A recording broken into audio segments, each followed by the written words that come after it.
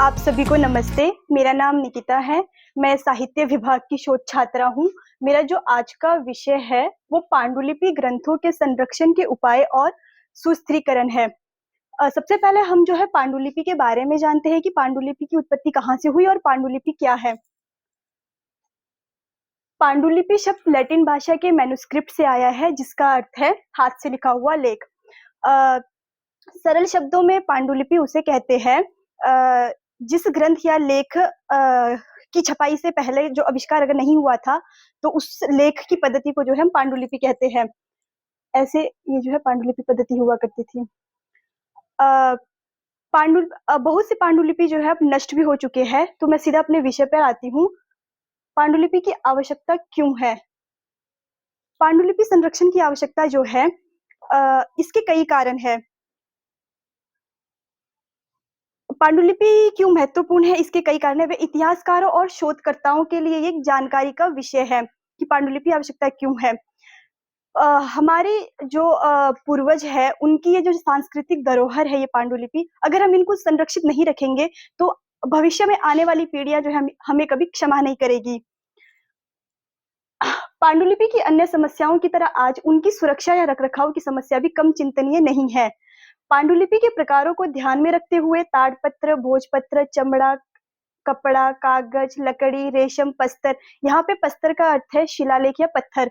मिट्टी, सोना, चांदी, तांबा, पीतल, कांसा, लोहा, हाथी दांत, शंख, सीपी आदि किसी लिप्यासन पर लिपिबद्ध हो सकती है। इसीलिए प्रत्येक पांडुलिपि की इसीलिए प्रत्येक प्रकार की पांडुलिपि पर भी रखरखाव या सुरक्षा की दृष्टि से अलग अलग देखरेख की विधियां अपनाई गई है। यहाँ पर जो है पांडुलिपि की जो है 3 विधियां अपनाई गई है। धन का अभाव, धन के अभाव से भी जो है पांडुलिपि जो है नष्ट होने की संभावनाएं होती है। कई वर्षों पहले दैनिक समाचार के पत्र में ये समाचार आई थी कि ऑस्ट्रेलिया के किसी विश्वविद्यालय ने जो है बहुत सी पुस्तकें जो है विद्यालय के प्रांगण में ही दफना दी गई थी। ये जो समाचार है 1996 की है। लेकिन भारत में जो समाचार है पंजाब केसरी के 2000 या 2001 के में आई थी पंजाब केसरी में। धन के अभाव के कारण पांडुलिपि संरक्षण के प्रति जागरूकता, पांडुलिपि संरक्षण के प्रति जागरूकता संग्रह के संरक्षक और कर्मचारी को इसके प्रति जागरूक होना ही चाहिए। पांडुलिपि को सुरक्षित रूप से संभालने के लिए दोनों हाथों का प्रयोग करना चाहिए। पांडुलिपि को एक स्थान से दूसरे स्थान पर ले जाते समय हमेशा ट्रे या ठोस आधार का प्रयोग करें। एक समय में उतनी ही पांडुलिपियां संभाले जितनी आराम से और सुरक्षित रूप से संभाली जा सके।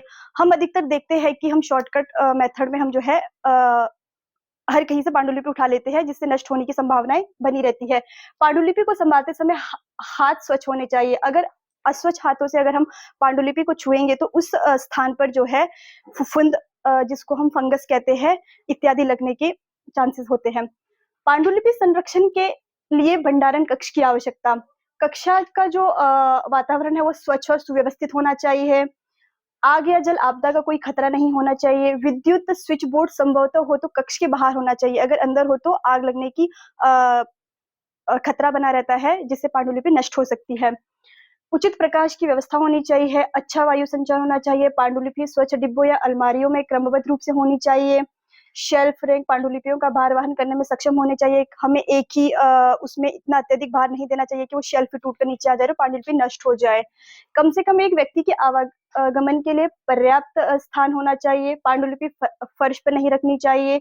भंडारण क्षेत्र का नियमित निरीक्षण किया जाना चाहिए। भंडारण क्षेत्र के पास निरीक्षण रिपोर्ट आदि तैयार करने के लिए एक टेबल और कुर्सी भी होनी चाहिए। इसके बाद अब हम इसी क्रम में हम बात करते हैं। मुनि पुण्य विजय जी ने पुस्तकों और ज्ञान भंडारकों के रक्षण की आवश्यकता के लिए जो है 4 कारण माने हैं। राजकीय उथल पुथल, वाचक की लापरवाही, चूहे कंसारी आदि जीव जंतु के आक्रमण और बाह्य वातावरण। राजकीय उथल पुथल में हम देखते हैं कि जब हम बाहरी आक्रमण होते हैं या आंतरिक राजकीय आक्रमण होते हैं तो प्राचीन काल में जो है मंदिरों में गुप्त स्थान बनाए जाते थे। जो यद्यपि इसका आशय तो ये हुआ करता था कि बड़ी मूर्तियों को जो है संरक्षित रखना था। इसी से ही जो है पांडुलिपियों को भी जो है सुरक्षित रखा गया था। ये राजकीय उथल पुथल में आएगा। वाचक की लापरवाही, वाचन करते समय हमें जो है पुस्तक के प्रति जो है श्रद्धा भाव होनी चाहिए। पुस्तक को पढ़ते समय हमें जो है पटरी के ऊपर पुस्तक रख के पढ़नी चाहिए, जिससे पुस्तक के जो पन्ने होते हैं वो नष्ट नहीं होने चाहिए। प्राचीन समय में टिकरी का प्रयोग किया जाता था। टिकरी आप लोग समझते ही होंगे, लकड़ी का एक टुकड़ा होता था। आजकल जैसे आधुनिक इसमें तो स्टडी टेबल इत्यादि आ गए हैं। चूहे, कंसारी आदि जीव जंतु के आक्रमण। चूहे और कंसारी, कंसारी का मतलब एक बहुत ही सूक्ष्म प्रकार का कीट होता है जिसे हम माइक्रोस्कोप की उससे देख सकते हैं, और ये पांडुलिपि के बहुत बड़े शत्रु है, चूहे और कंसारी आदि। इसको एक श्लोक में मैंने जो है बना दिया है कि अग्ने जलेत रक्षात जलेत मूषकेभ्यो विशेषतः कष्टेन लिखितम शास्त्रम यत्नेन परिपालयेत। उत्कानील चोरेभ्यो मूषकेभ्यो हुताशनात् कष्टेन लिखितम शास्त्रम यत्नेन परिपालयेत।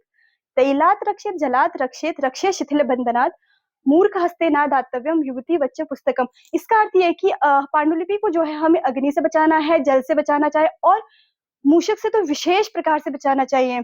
जो इतने कष्ट समय में जो हमें पांडुलिपि लिखी गई है, इसका जो है रक्षा करना है, और पानी, हवा और चोरों से और मूषक से जो है इसकी रक्षा करनी है।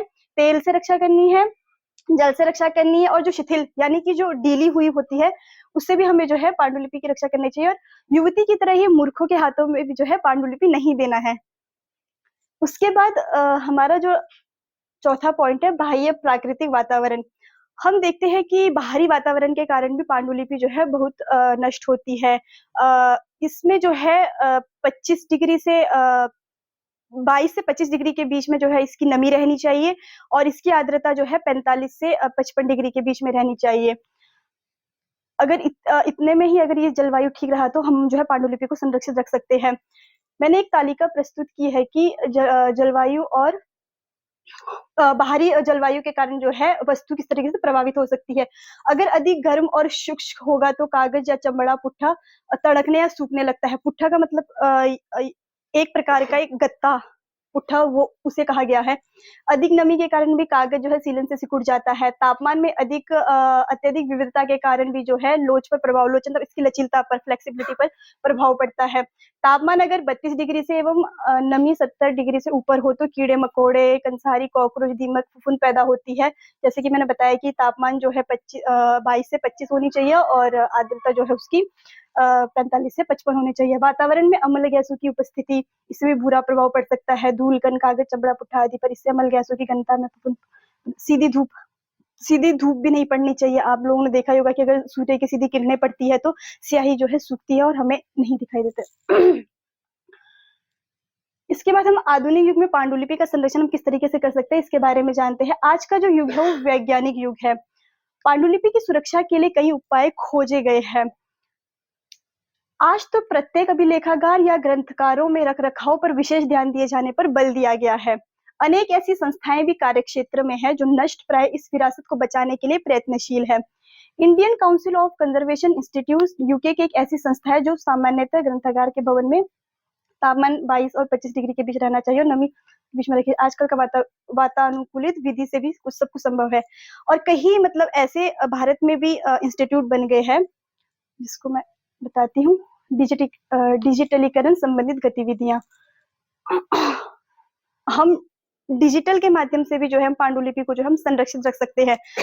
हमारा ये जो पीपीटी जो है ये भी एक डिजिटल के माध्यम से ही हम जो है इसको संरक्षित रख रहे हैं। एक माध्यम ये भी हो सकता है। वर्तमान समय में जो पांडुलिपि का जो डिजिटलीकरण प्रारंभ कहाँ हुआ है, कहाँ नहीं हुआ, इसका जो है मैं विवरण दे रही हूँ।